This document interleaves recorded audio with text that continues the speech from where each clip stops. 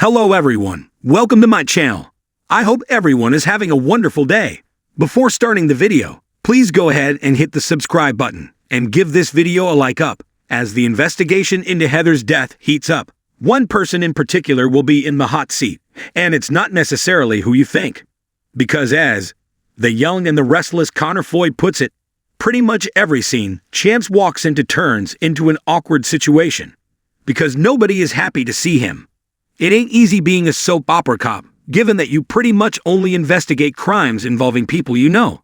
This week, Chance continues to eye Daniel suspiciously, and that has the very unfortunate side effect of putting him on the radar of one person in particular. He's about to tick off the one person you don't want to tick off, laughs Floyd, referring to Daniel's temperamental mom Phyllis. The actor says that following Chance's brief stint in the corporate world, he's excited to get back to doing what he loves. Plus, he's looking forward to getting justice for Heather, someone he cared about. Doing so will, however, come at a price. He's catching heat from every angle, and from everybody in town. Eventually, it seems inevitable that things will get even more difficult when the investigation shifts in the direction of Chance's ex, Sharon. This, of course, will raise a very important question. What kind of police officer is Nana's son? Might he consider turning a blind eye toward evidence suggesting Sharon's guilt? I wouldn't put it past him, admits Floyd. He's been in this situation before. Remember, he did throw Nick a bone during the Ashland Locke investigation. For those needing a reminder, Chance ultimately chose to file Locke's death as an accident rather than pursuing a path, which might well have seen both Nick and his dad, Victor, wind up behind bars. While Chance probably won't enjoy being on Phyllis' bad side, Floyd couldn't be more thrilled. I love working with Michelle Stafford, he enthuses. She's so unpredictable, and you never know what's going to happen next. She keeps you on your toes, and, as an actor, that's fun. I tell her every time we work together that I'm jealous, because Phyllis doesn't really have any rules. As for Chance's investigation, he warns that things are about to get really messy, and Chance will be right in the thick of it. In the dimly lit office of the local newspaper, Connor Floyd, an investigative journalist with a knack for uncovering the truth, sat across from Chance Matthews, a seasoned detective with a reputation for cracking the toughest cases. The tension in the air was palpable as Connor leaned forward, his notepad ready, eager to delve into the murky waters of the latest case involving Daniel, a local man whose life had taken a drastic turn. "Thanks for meeting with me, Chance," Connor said, his pen poised over the page. "I know you're under a lot of pressure with this case. Can you give me a brief overview of what's going on?" Chance sighed, rubbing his temples as he recalled the details.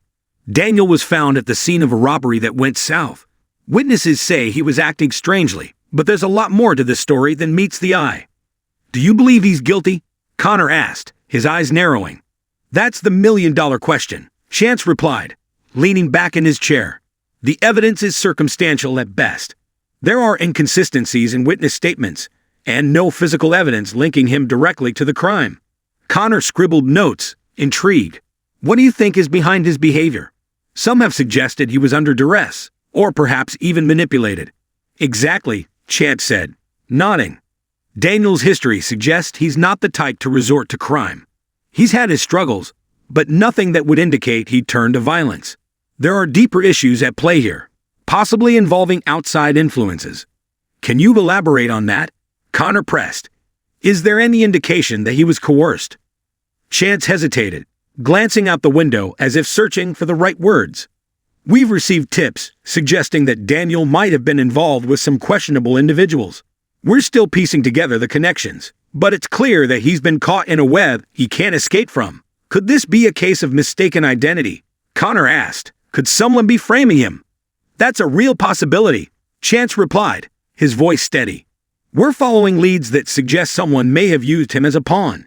It's a tangled situation, and every time we think we have a clear path, it diverges into something unexpected." Connor leaned back, absorbing the information. "What's the next step for you and your team? Are you close to making an arrest?" "That's the tricky part," Chance admitted. "We have to ensure we gather enough evidence before making any arrests. We don't want to wrongfully accuse someone. The stakes are high, not just for Daniel, but for everyone involved." As they spoke, the gravity of the situation hung over them. Connor shifted the conversation towards the community's reaction. How are people responding to this case? Is there a divide between those who believe in Daniel's innocence and those who think he's guilty? Chance nodded. The community is split. Some people have rallied behind Daniel, while others are quick to condemn him. It's a classic case of mob mentality, driven by fear and sensationalism. People want a scapegoat, and Daniel fits the bill for some. How does that affect your investigation? Connor inquired, his brow furrowing. It complicates things, Chance admitted. We're not just dealing with the facts. We're also navigating public opinion. We need to make sure that our actions are based on evidence, and not influenced by what people want to believe. Connor jotted down more notes, pondering the broader implications of the case. Do you think this will lead to a larger conversation about the justice system? About how quickly someone can be judged based on limited information? I hope so, Chance replied, his expression thoughtful. Every case is a reminder of how fragile our perceptions of justice can be. One wrong assumption can destroy a life. I've seen it too many times. As the conversation progressed, Connor shifted to a more personal angle. What about you, Chance? How does a case like this impact you personally? You've dedicated your life to seeking justice. Chance sighed, a hint of weariness in his eyes. It's tough. You carry the weight of every decision you make. When someone's life hangs in the balance, you can't help but feel responsible. It's a burden I've learned to live with, but it doesn't get any easier. Connor respected the vulnerability Chance displayed. What keeps you going in this line of work? Honestly, it's the hope that I can make a difference, Chance said. Every now and then, I get a glimpse of the truth, and it reminds me why I chose this path. It's not just about solving cases. It's about fighting for those who can't fight for themselves. Connor nodded, feeling the weight of those words. What do you need from the community right now?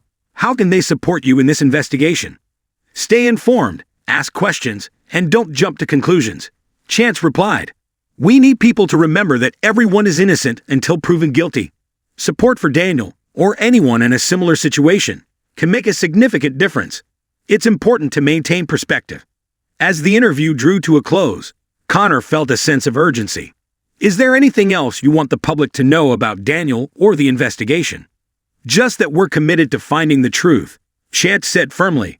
No matter how long it takes or how difficult the path, we owe it to Daniel and to ourselves to uncover what really happened.